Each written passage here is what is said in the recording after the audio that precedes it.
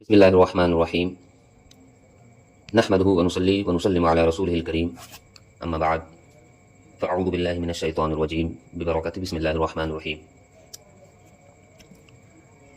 بات ہماری چھٹی شرط تکبیر تحریمہ اور فرائض نماز جو ہے ان میں سے پہلی فرض جو ہے وہ تکبیر تحریمہ ہے، سمجھ رہے؟ اس پر گفتگو ہو رہی ہے۔ تکبیر تحریمہ جو شرائط نماز کی چھٹی شرط ہے اور فرائض نماز کی پہلی فرض ہے، اس پر گفتگو ہو رہی ہے۔ اس کے تعلق سے ہم چند مسائل آپ کے سامنے رکھیں گے، پھر اس کے بعد تکبیر تحریمہ کے جو ضروری مسائل ہیں ان کو بھی ہم پیش کرنے کی کوشش کریں گے، سمجھ رہے؟ سب سے پہلے تکبیر تحریمہ کہتے وقت سنت طریقہ کیا ہے، یعنی جب ہم اللہ اکبر کے لیے ہاتھ اٹھائے تو سنت طریقہ کیا ہے، اس کے بارے میں ہم جانیں گے۔ سب سے پہلی بات یہ ہے کہ تکبیر تحریمہ کے لیے ہاتھ اٹھانا، امام اعظم ابو حنیفہ علیہ رحمہ کے نزدیک تکبیر تحریمہ کے وقت کانوں تک ہاتھ اٹھانا یہ سنت طریقہ ہے، سمجھ رہے؟ مرد کے لیے کانوں کی لو تک ہاتھ اٹھانا یہ سنت طریقہ ہے، اور عورت کے لیے سینے تک ہاتھ اٹھانا یہ سنت طریقہ ہے۔ تو تکبیر تحریمہ کے لیے دونوں ہاتھوں کا اٹھانا۔ نمبر 2، ہاتھوں کی انگلیاں اپنے حال پر چھوڑنا، یعنی جب آپ ہاتھ اٹھا رہے ہیں تو ہاتھ کی جو انگلیاں ہیں اس کی سچویشن کیا ہونی چاہیے، اس کے تعلق سے بیان ہوتا ہے کہ نہ بالکل ملائے، نہ ملے ہوئے ہوں انگلیاں، نہ زیادہ کشادہ ہو یعنی نہ زیادہ کھلا ہوا ہو، دو انگلیوں کے درمیان نہ زیادہ گیپ ہو نہ ملا ہوا ہو، سمجھ رہے؟ اس کے بعد بیان ہوتا ہے کہ ہتھیلیوں اور انگلیوں کے پیٹ کا قبلہ رو ہونا، سمجھ رہے؟ ہتھیلی اور اس کا جو پیٹ ہے جس میں نشانات وغیرہ بنے ہیں، ہے نا، ہتھیلی کا نشانات وغیرہ جو بنے ہیں اس کا رخ قبلہ کی طرف ہونا چاہیے، جس طرف ہم رک کر کے نماز پڑھ رہے ہیں اس طرف ہونا چاہیے۔ بوقت تکبیر سر نہ جھکانا، سیدھا اسٹریٹ کھڑا ہونا، سر کو نہ جھکائے۔ تکبیر سے پہلے ہاتھ اٹھانا، ایسا نہ ہو کہ ہم اللہ اکبر بول دیے اور ابھی تک ہمارا ہاتھ اٹھا ہی نہیں، ہمارا ہاتھ کانوں کی لو تک یا ہمارے سینے تک ہاتھ ہی نہیں گیا اور ہم اللہ اکبر بول دیے، ایسا نہیں ہونا چاہیے۔ پھر کیسا ہونا چاہیے کہ تکبیر اور ہاتھ دونوں ساتھ ساتھ اٹھے، جیسے ہم تکبیر بولیں اسی طرح ہم فوراً ہاتھ اٹھا لیں۔ تکبیر قنوت یعنی جب ہم نماز وتر پڑھتے ہیں تو تیسری رکعت کے لیے جب ہم کھڑے ہوتے ہیں، سورہ فاتحہ اور کوئی سورت ملانے کے بعد ہم دعائے قنوت پڑھنے سے پہلے ہاتھ اٹھاتے ہیں، سمجھ رہے؟ تو اسی کو تکبیر قنوت کہا جاتا ہے۔ تکبیر قنوت اور تکبیرات عیدین میں، عیدین تو ہماری بہنوں کے لیے فرض نہیں ہے، واجب نہیں ہے، عید کی نماز واجب نہیں ہے۔ تکبیرات قنوت میں کانوں تک ہاتھ لے جانے کے بعد تکبیر کہے، کانوں تک ہاتھ پہنچ جائے اس کے بعد تکبیر کہے، اور ان کے علاوہ کسی جگہ نماز میں ہاتھ اٹھانا یہ سنت نہیں ہے، سمجھ رہے بات کو؟ امام اعظم ابو حنیفہ کے نزدیک صرف نماز شروع کرتے وقت کانوں تک ہاتھ اٹھانا ہے، اس کے علاوہ پورے نماز میں کہیں ہاتھ نہیں اٹھانا ہے، اور ایک جگہ صرف ایسا ہے جہاں ہاتھ اٹھایا جاتا ہے، وہ ہے تکبیر قنوت، یعنی جب آپ وتر پڑھ رہے ہو اور دعائے قنوت سے پہلے اللہ اکبر جو بولا جاتا ہے اس وقت ہاتھ اٹھانا ہے، اس کے علاوہ کسی بھی نماز میں سوائے تکبیر تحریمہ کے ہاتھ نہیں اٹھانا، یہ سنت طریقہ ہے امام اعظم ابو حنیفہ کے نزدیک۔ امام کا بلند آواز سے اللہ اکبر اور سمیع اللہ لمن حمیدہ اور سلام کہنا، اور جس قدر بلند آواز کی حاجت ہو اتنا ہی آواز کو بلند کرنا، بلا حاجت بہت زیادہ بلند آواز کرنا یہ مکروہ ہے۔ وہی بات یہاں پر ذکر کیا جا رہا ہے، تو ہمیں فوکس دینا ہے ہماری بہنوں کی نماز کے تعلق سے۔ ایک ہوتا ہے سری نماز اور ایک ہوتا ہے جہری نماز، سمجھ رہے ہیں؟ سری نماز میں قرأت آہستہ کیا جاتا ہے، جیسے ظہر اور عصر کی نماز، اس میں آہستہ قرأت کی جاتی ہے، اور جہری نماز جس میں قرأت بلند آواز سے کیا جاتا ہے، جیسے مغرب، عشاء اور فجر، سمجھ رہے ہیں؟ یہ مردوں کے لیے خاص ہے۔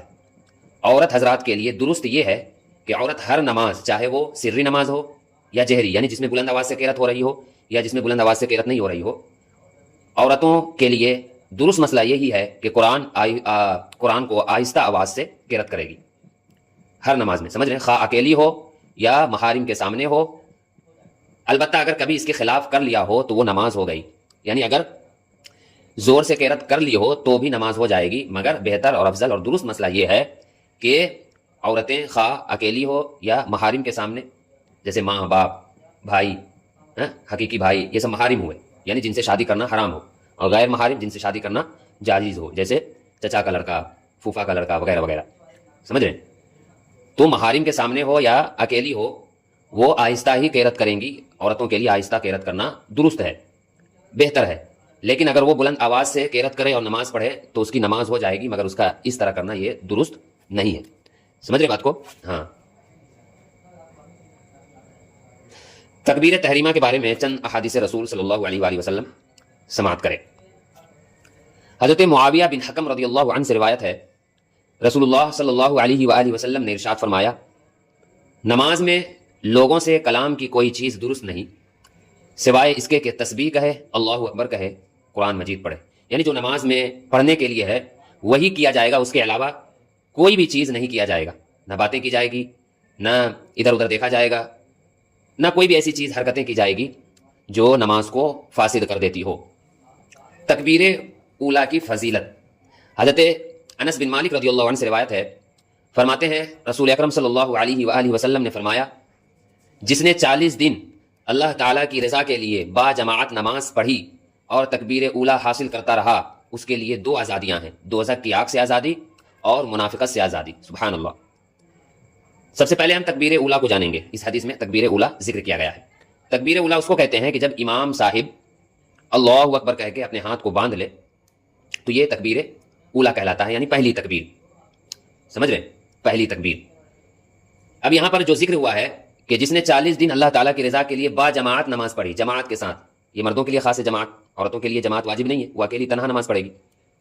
سمجھ رہے؟ تکبیر اولا حاصل کرتا رہا، اس کے لیے 2 آزادیاں ہیں، دوزخ کی آگ سے آزادی اور منافقت سے آزادی۔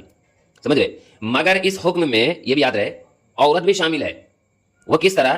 کہ جس طرح اسے پابند کیا گیا ہے نماز پڑھنے پر، نماز پڑھنے کے جو طریقے اس کے لیے بیان کیے گئے ہیں، اسی طریقے کو وہ فالو کر کے 40 دن تک مکمل نماز کے اوقات میں سارے ارکان کو ادا کرتے ہوئے، سارے آداب کو ادا کرتے ہوئے، اس حدیث رسول کو سامنے رکھتے ہوئے، اللہ کی رضا حاصل کرتے ہوئے اگر نماز پڑھے گی تو انشاءاللہ تبارک و تعالی اس حدیث کی خوشخبری جو ہے وہ عورتوں کو بھی شامل ہوگی اور وہ بھی دوزخ کی آگ سے آزاد ہو جائے گی۔ سمجھ رہے؟ دوزخ کی آگ سے آزاد ہو جائے گی۔ حضرت ابو ہریرہ رضی اللہ عنہ سے روایت ہے، فرماتے ہیں نبی کریم صلی اللہ علیہ وسلم نے ارشاد فرمایا، امام اس لیے بنایا جاتا ہے کہ اس کی پیروی کی جائے، جب وہ تکبیر کہے تو تم بھی تکبیر کہو۔ یہ وہی جماعت کے ساتھ نماز پڑھنے والوں کے لیے یہ خاص ہے۔ مگر اوپر والی جو حدیث میں نے ذکر کیا 40 دن تک، تو صرف 40 دن تک ہی نماز نہیں پڑھنا ہے، یہ بھی یاد رہے۔ صرف کہ حدیث میں 40 دن تک نماز پڑھنے کا ذکر ہے، چلو بھائی 40 دن تک نماز پڑھ لیتے ہیں، پھر تو ہم جہنم کی آگ سے چھٹکارا پا گئے، اب بغیر نماز بھی چل جائے گا۔ نہیں، یہ نماز کی فضیلت کو بیان کر رہا ہے۔ کیا یہ حدیث پاک کہ بتاؤ جب 40 دن نماز پڑھنے سے یہ نعمتیں مل رہی ہے تو جو شخص تعمر نماز پڑھے گا اس کو اور کتنی کتنی نعمتیں ملے گی۔ یہ ہے حدیث کا مطلب اور مفہوم، سمجھ رہے کہ 40 دن تک نماز پڑھنے سے یہ ہو رہا ہے، تو جو مکمل نماز پڑھ کر خدا کی بارگاہ میں جائے گا، جس کی ایک بھی نماز قضا نہیں ہوئی ہو یا قضا ہوئی ہو تو اس کو ادا کر کے جائے گا، تو پھر اس کی بارگاہ میں پھر کتنی نعمتیں اللہ کی بارگاہ سے اسے ملے گی۔ یہ حدیث کا مطلب، سمجھ رہے؟ نماز کا آغاز کس طرح کرنا ہے؟ حضرت ابو حمید سعدی رضی اللہ عنہ سے روایت ہے، فرماتے ہیں حضور احمد مجتبی محمد مصطفیٰ صلی اللہ علیہ وآلہ وسلم جب نماز کے لیے اٹھتے تھے قبلہ شریف کی طرف رخ انور فرماتے اور دونوں ہاتھ اٹھاتے اللہ اکبر فرماتے۔ یعنی وہی جب نماز شروع کرے آپ تو اللہ اکبر کہتے ہوئے ہاتھ کو اٹھائے کانوں تک اور ہماری بہنیں سینے تک، اور پھر وہ سینے پر ہاتھ باندھ لے اور مرد حضرات ناف کے نیچے ہاتھ باندھ لے۔ اسی کو تکبیر تحریمہ کہتے ہیں۔ تکبیر تحریمہ یعنی اللہ اکبر، نماز شروع کرنا، اللہ اکبر کہتے ہوئے نماز شروع کرنا، یہی تکبیر تحریمہ ہے۔ اب جانتے ہیں تکبیر تحریمہ کا مطلب کیا ہے، اس کو جانتے ہیں، سمجھ رہے ہیں؟ ام المومنین حضرت سیدہ عائشہ صدیقہ طیبہ طاہرہ رضی اللہ عنہا سے روایت ہے، فرماتی ہیں رسول اکرم صلی اللہ علیہ وآلہ وسلم کو تکبیر تحریمہ سے شروع فرماتے، نماز کو نبی پاک صلی اللہ علیہ وسلم تکبیر تحریمہ سے شروع فرماتے اور قرأت کا آغاز الحمدللہ رب العالمین سے کرتے اور السلام علیکم ورحمۃ اللہ پر نماز کو ختم فرماتے۔ نماز پڑھنے کا طریقہ یہاں پر ذکر ہو رہا ہے حدیث رسول صلی اللہ علیہ وآلہ وسلم سے، سمجھ رہے؟ نماز کی تکبیر، حضرت ابو سعید رضی اللہ عنہ سے روایت ہے، فرماتے ہیں رسول اللہ صلی اللہ علیہ وسلم نے ارشاد فرمایا، طہارت نماز کی کنجی ہے، تحریم اس کی تکبیر ہے اور سلام پھرنا اس کی تحلیل ہے۔ یعنی نماز کے لیے طہارت یہ بہت زیادہ ضروری ہے، کنڈیشن ہے، شرائط ہے، بغیر طہارت کے نمازی آپ کی شروع نہیں ہوگی. اور نماز میں جانے کے لیے، نماز کے حالت نماز میں ہونے کے لیے یہ تکبیر تحریمہ یہ فرض ہے. اور نماز سے باہر نکلنے کے لیے سلام پھیرنا، سمجھ رہے ہیں؟ سلام پھیرنا. تکبیر کہنے سے پہلے ہاتھ اٹھانا. حضرت عبداللہ ابن عمر رضی اللہ عنہ سے روایت ہے، فرماتے ہیں میں نے نبی کریم صلی اللہ علیہ وسلم کو دیکھا جب آپ نماز کے لیے کھڑے ہوتے تو اپنے دونوں ہاتھ اٹھاتے یہاں تک کہ مونڈھوں کے برابر آ جاتے، پھر تکبیر تحریمہ فرماتے. سمپل ہے، آسان ہے، سمجھ گئے ہوں گے حدیث. پہلے ہاتھ اٹھانا پھر تکبیر کہنا. حضرت وائل بن حجر رضی اللہ عنہ سے روایت ہے، فرماتے ہیں میں نے رسول کریم صلی اللہ علیہ وسلم کو دیکھا جب آپ نماز کے لیے کھڑے ہوئے تو اپنے دونوں ہاتھ اٹھائے یہاں تک کہ دونوں ہاتھ کندھوں کے مقابل ہو گئے، یعنی کان کے قریب ہو گئے، اور آپ صلی اللہ علیہ وسلم نے انگوٹھوں کو کانوں کے مقابل کر دیا، پھر تکبیر کہی. اس حدیث پاک سے حنفی حضرات، حضرت امام اعظم ابو حنیفہ علیہ رحمہ کی تقلید کرنے والے کو حنفی کہتے ہیں، حنفی حضرات کے لیے یہ حدیث پاک دلیل ہے کہ کانوں تک ہاتھ اٹھانا یہ سنت طریقہ ہے، جو ابو داؤد میں، نسائی شریف میں، مسلم شریف میں مذکور ہے. سمجھ رہے ہیں؟ جس میں صراحت کے ساتھ یہاں پر ذکر کیا گیا ہے کہ انگوٹھوں کو کانوں کے مقابل کر دیا. ہم لوگ کیا کرتے ہیں؟ انگوٹھا کان کے مقابل کرتے ہیں نا، مرد حضرات. کانوں کے مقابل کر دیا، پھر تکبیر کہی. تکبیر تحریمہ کے وقت رسول اللہ صلی اللہ علیہ وسلم اپنے ہاتھوں کی انگلیاں کس طرح رکھتے تھے؟ حضرت ابو ہریرہ رضی اللہ عنہ سے روایت ہے، فرماتے ہیں رسول کریم صلی اللہ علیہ وآلہ وسلم جب نماز شروع فرماتے، تکبیر کہتے تو اپنی انگلیاں مبارک کھلی رکھتے، یعنی آپس میں ملا کر نہ رکھتے تھے بلکہ کشادہ رکھتے تھے. سمجھ رہے ہیں؟ جب تکبیر کہتے ہیں نبی پاک صلی اللہ علیہ وسلم تو انگلیاں جو ہوتی تھی وہ ایک دوسرے سے چپکی ہوئی نہیں ہوتی تھی بلکہ کشادہ ہوتی، کھلی ہوئی رہتی، اور زیادہ بھی کشادہ نہیں ہوتی، نارمل کشادہ ہوا کرتی تھی، کھلی ہوئی ہوا کرتی تھی. حضور صلی اللہ علیہ وسلم نماز میں اپنے ہاتھ آگے بڑھا کر اٹھایا کرتے تھے. تکبیر تحریمہ کے وقت ہاتھ کہاں تک اٹھائے؟ پھر وہی حدیث آپ کے سامنے آ رہی ہے، حضرت وائل بن حجر رضی اللہ عنہ سے روایت والی حدیث. میں نے رسول اللہ صلی اللہ علیہ وسلم کے پیچھے نماز پڑھی، فرماتے ہیں آپ صلی اللہ علیہ وسلم نے جب نماز شروع فرمائی اور تکبیر تحریمہ کہی اور اپنے دونوں ہاتھ اپنے کانوں تک اٹھائے. سمجھے؟ حضرت مالک بن حویرث رضی اللہ عنہ سے روایت ہے، فرماتے ہیں میں نے رسول اللہ صلی اللہ علیہ وسلم کو نماز پڑھتے ہوئے دیکھا، آپ صلی اللہ علیہ وسلم جب تکبیر فرماتے تو اپنے دونوں ہاتھ اپنے کانوں تک اٹھاتے. سمجھ رہے؟ تکبیر تحریمہ کے وقت انگوٹھے کہاں تک لے جائے؟ حضرت وائل بن حجر رضی اللہ عنہ سے روایت ہے، فرماتے ہیں انہوں نے رسول اللہ صلی اللہ علیہ وسلم کو دیکھا کہ آپ نے نماز شروع فرمائی تو آپ نے دونوں ہاتھ اٹھائے یہاں تک کہ آپ کے انگوٹھے کانوں کی لو تک پہنچ گئے. سمجھ رہے؟ ہاں. تو بات تکبیر تحریمہ کے تعلق سے اور اس کے طریقے اور اس کی کیفیت کے بارے میں آپ کے سامنے ذکر ہوا. قرآن و حدیث رسول صلی اللہ علیہ وآلہ وسلم کے مطابق، سنت رسول صلی اللہ علیہ وآلہ وسلم کے مطابق اللہ اکبر کہتے وقت ہماری کیا حالت اور کیا کیفیت ہونی چاہیے، کیا طریقہ ہونا چاہیے، ان طریقوں کو یہاں پر مکمل طور پر حدیث رسول کی روشنی میں ذکر کیا گیا. سمجھ رہے؟ ہاں. تو ایک بات اور یاد رہے کہ تکبیر تحریمہ کا مطلب کیا ہے؟ تکبیر تحریمہ کا مطلب کیا ہے؟ تو تکبیر کا مطلب ہوتا ہے اللہ اکبر کہنا. کیا؟ تکبیر کا مطلب ہوتا ہے اللہ اکبر کہنا. اور تحریمہ کا معنی ہے کسی چیز کو حرام کرنے کے، کسی چیز کو حرام کرنے کے. تو تکبیر تحریمہ کا مطلب یہ ہوا کہ وہ تکبیر جو نماز کو شروع کرنے کے لیے کہی جائے، جس کے ادا کرنے کے بعد، جس کو کرنے کے بعد، یعنی اللہ اکبر کرنے کے بعد کھانا پینا بولنا یہاں تک کہ ہر انسانی کام اور کلام حرام ہو جاتا ہے. سمجھ رہے؟ ہر انسانی کام حرام ہو جاتا ہے. یعنی جب آپ نماز کی حالت میں ہو، تکبیر تحریمہ شروع کر کے آپ نے نماز کی حالت میں چلے گئے، تو اب نماز کے حالت میں رہتے ہوئے جو چیزیں آپ کو سکھائی گئی ہے، جو چیزیں آپ کو پڑھائی گئی ہے، نماز پڑھنے کے جو طریقے آپ کو بتائے جائیں گے، اسی طریقے کو فالو کرتے ہوئے نماز آپ پڑھیں گے. اس کے علاوہ جو بھی چیزیں ہوں گی، جیسے بولنا ہوا، یہ سب چیزیں حرام ہو جاتی ہے نماز کی حالت میں آنے کے بعد.